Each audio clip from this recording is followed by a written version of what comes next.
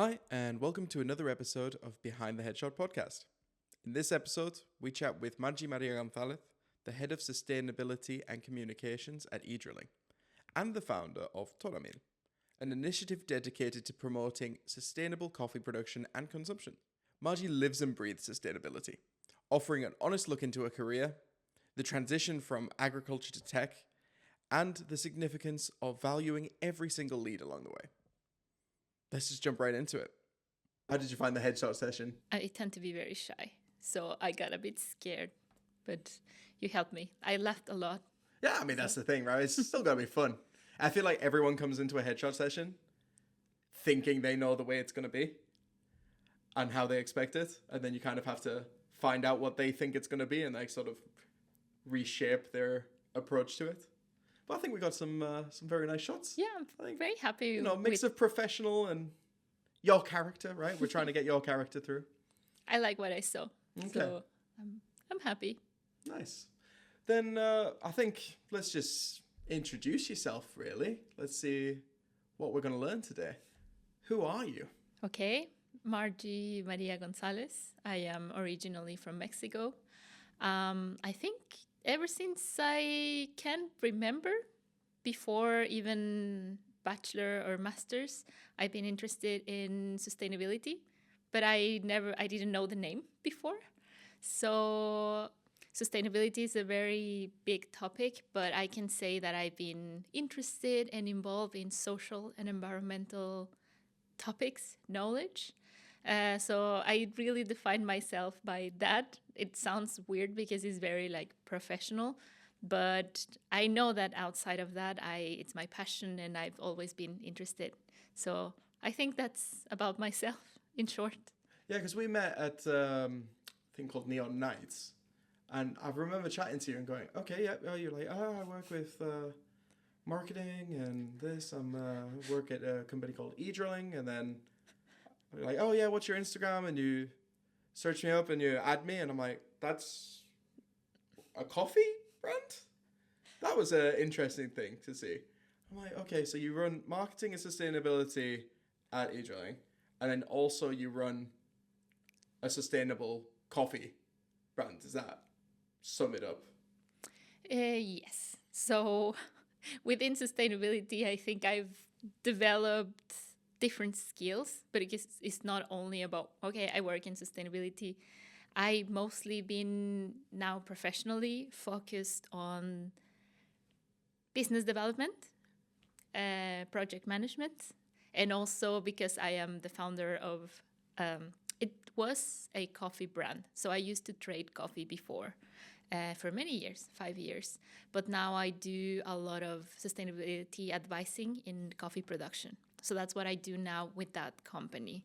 So it's not anymore, as of January of this year, coffee brand, but it is a sustainability advising company. And also because for many years I was very dedicated to coffee sales, I had to learn marketing, which I had experience from before. I worked with the communications, but it was mostly for NGOs and the government. But that foundation helped me a lot to start diving into marketing. And basically I have no formal education.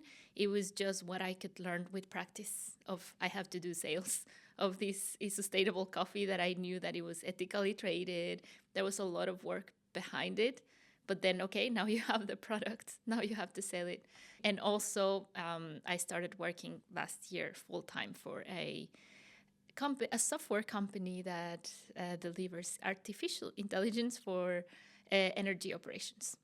So that's a lot of things. So I guess with your sort of career path, the way it's gone, you've ended up in marketing because you wanted to promote sustainable choices. Is that sum it up a little? Exactly. Yeah, we're still in an economic system and there's still sales to be done for me personally, for the sustainability of my company and my salary, but also in terms of the coffee farmers in Mexico. That is the whole point, that they do fair income. So, and in order to do that, then they have to sell the coffee and to me, and then I have to sell the coffee in Norway. And it's very clear that in this system, there has to be marketing and sales strategies to keep going with this circle. So Nice. yeah, and I think that's why I've been doing what I call sustainable business development, because in the end, it's business.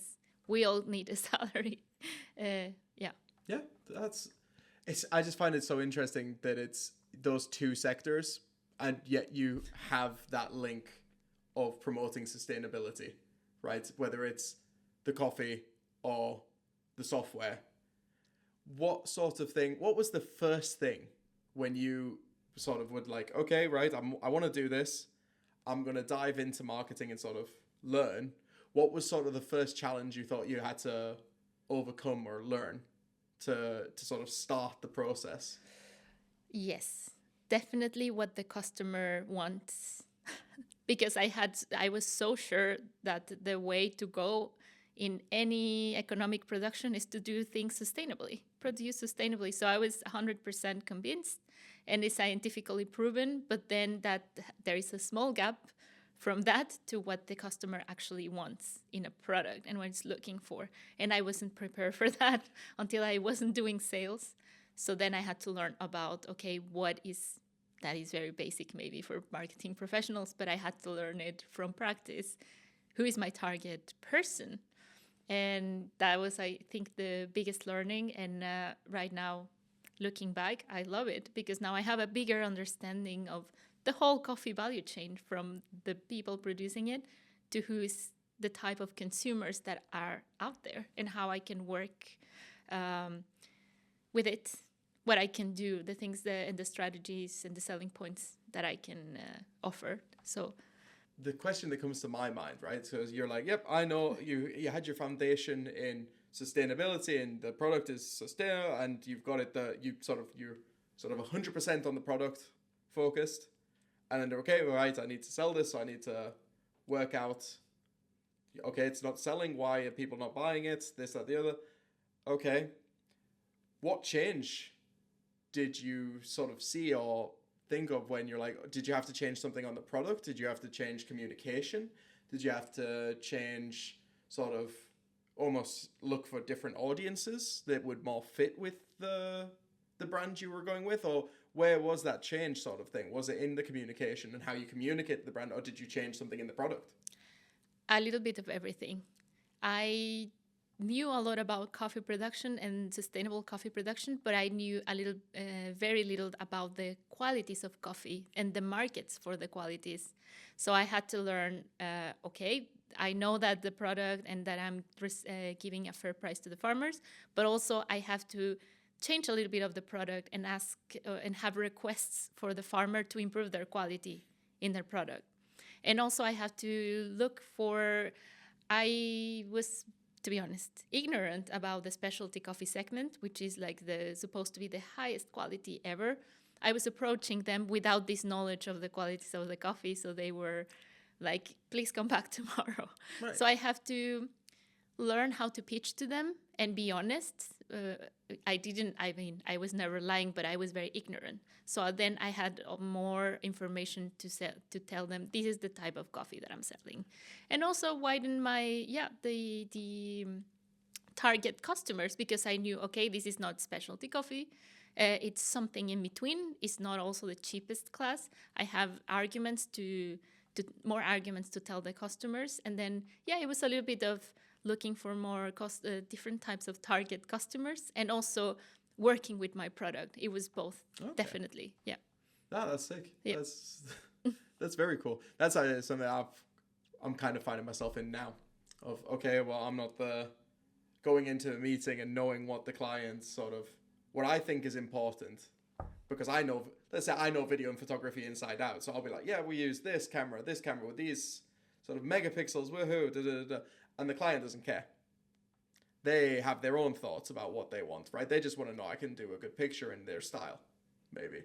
So it's sort of tailoring the message, right, to the audience you're going into. And it's not the same if I go to, let's say, a restaurant owner as if I go to a sort of an offshore or oil company. They're going to have different perspectives on their imagery and what they want. So it's, yeah, I get that. I'm in the middle of that right now, of like working out what my communication needs to be depending on who I'm talking to.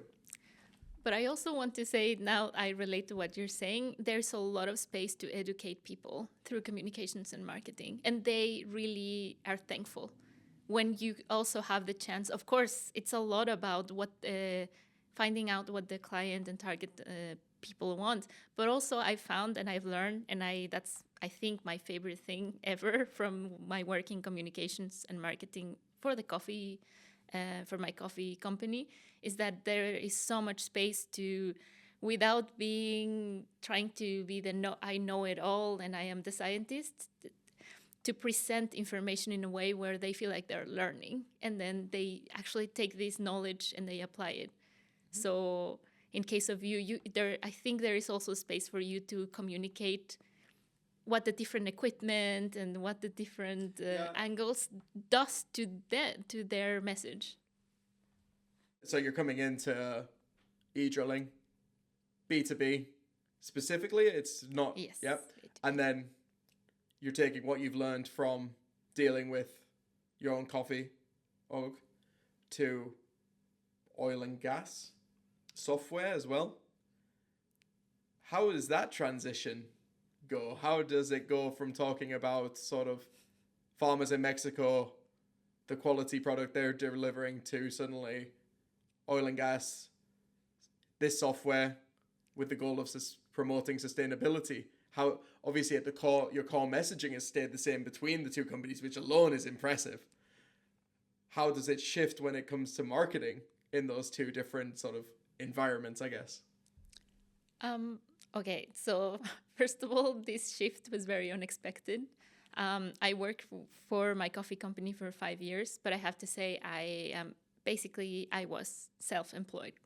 So there was a lot of challenges. I had all my strengths, which is in the logistics, in the project management, more than marketing, I would say communications, because I very often during my coffee talks, where I teach people where the coffee comes from, who produces it, I would be so much more relaxed and passionate that I would always get sales and a lot of leads out of those talks. So I kind of like noticed after 1 or 2 years that was my best sales strategy, to give this often very free talks, and then people would be like, oh, then please let me know how I can buy your coffee. Like my best sales strategy, I think. But my whole respect to sales managers and marketing, 100% people dedicated to marketing, because I had a lot of weaknesses. And also in the financial part, there was just so many things going on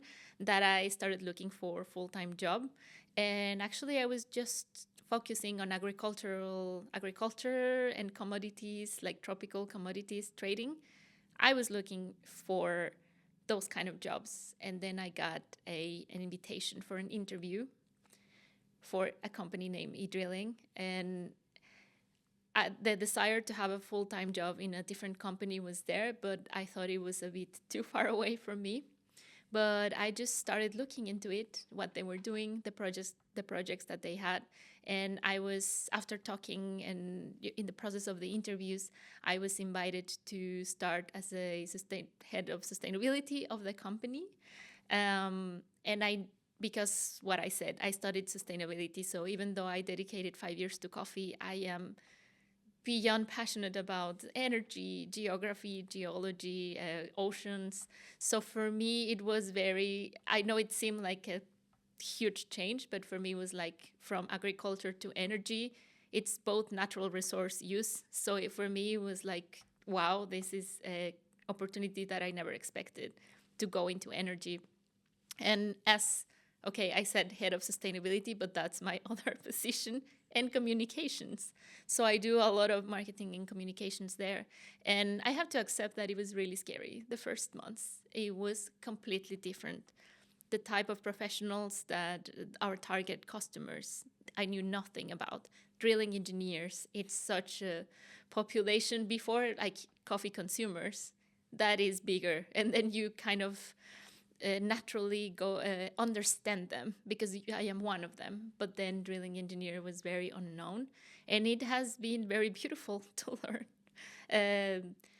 There's technological the level of technology, their software use. Not everybody, not because they're drilling engineers, that means like instantly that they use software or that they care about this kind of technologies.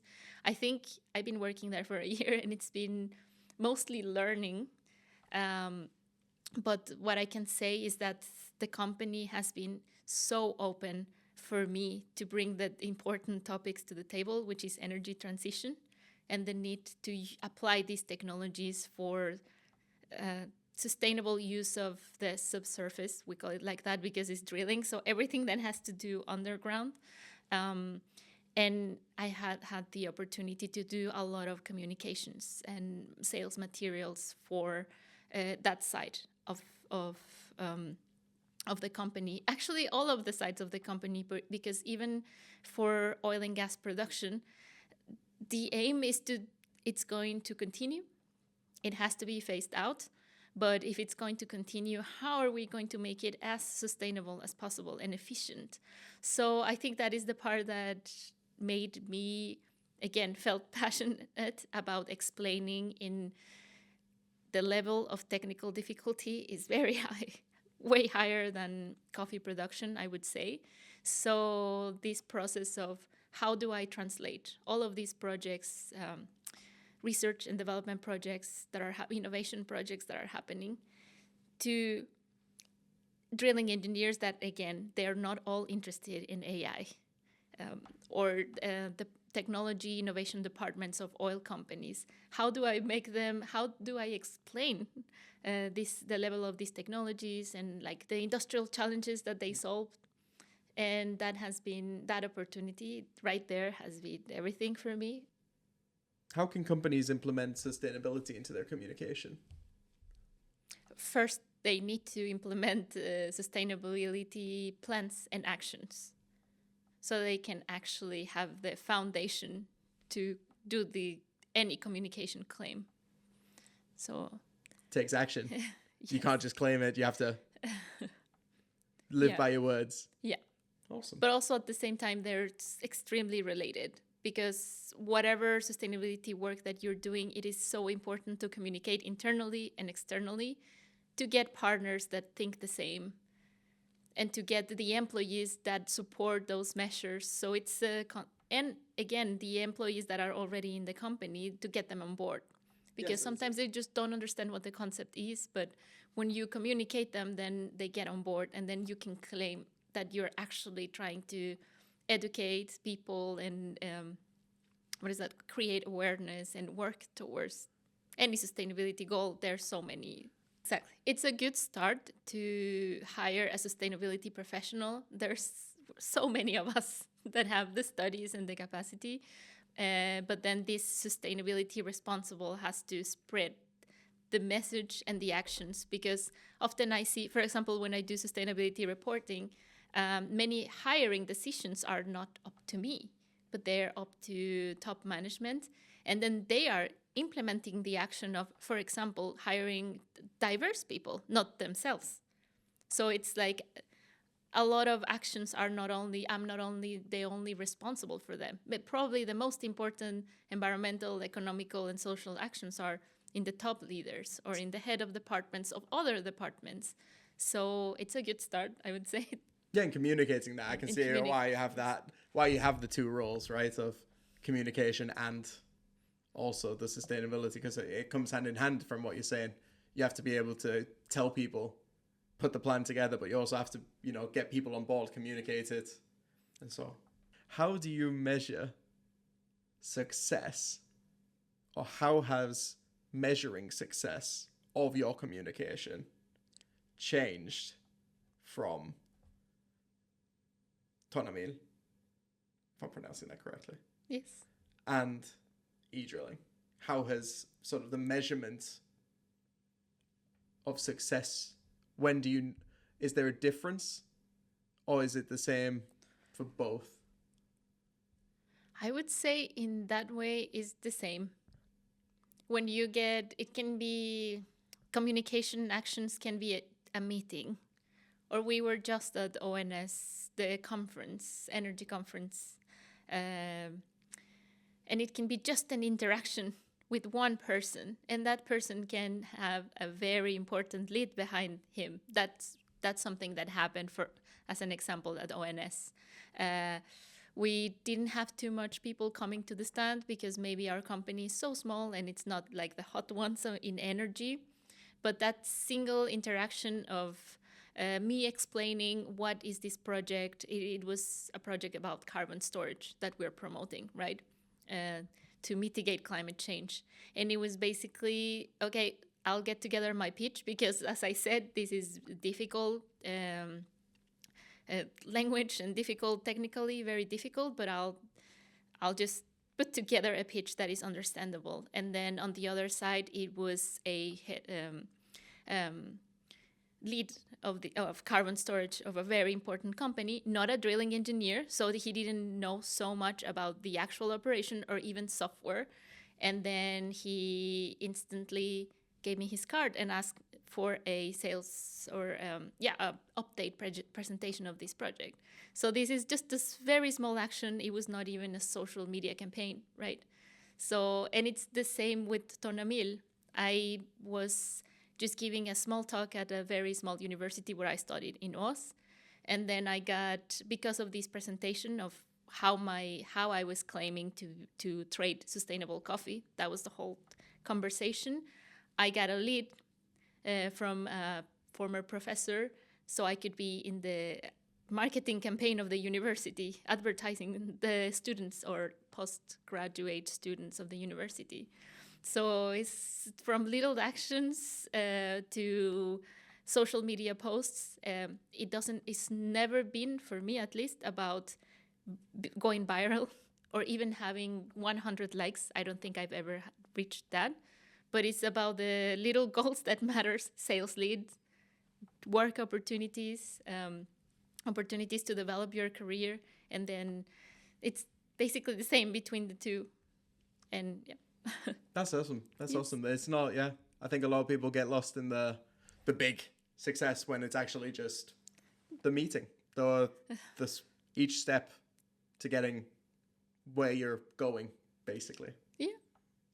What would your advice be for someone who lives and breathes sustainability and wants to sort of work within it? What would your advice be for someone in that sort of position? I would have two advices that are very general, maybe not only for sustainability, but from my personal experience, being an expert, becoming an expert. So if you're passionate, it's going to be very easy to become an expert because you're going to be reading all kinds of scientific articles and then thinking that this is fun. And then getting all the updates and newest of the newest in knowledge. So being an expert, becoming an expert, which I think it's easy if you're already passionate. And the second is really, it sounds like very general, but this is, I always remind myself, believe in yourself, be confident. Because this happened to me many times that I wasn't feeling confident. I thought I am not that good enough, both in software, AI, marketing and sustainability, but also in coffee production. Those days where I didn't feel that I wasn't the best, then doors were not opened for me.